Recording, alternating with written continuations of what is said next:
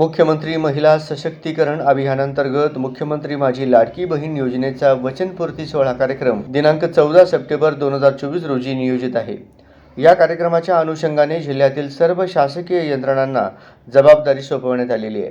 त्या अनुषंगाने जिल्हाधिकारी कुमार आशीर्वाद यांनी प्रत्येक शासकीय यंत्रणेने हा सोहळा यशस्वी होण्यासाठी केलेल्या पूर्वतयारीचा आढावा घेऊन मार्गदर्शक सूचना दिल्या। नियोजन भवन येथे आयोजित मुख्यमंत्री महिला सशक्तीकरण अभियानांतर्गत पूर्वतयारी आढावा बैठकीत जिल्हाधिकारी आशीर्वाद बोलत होते।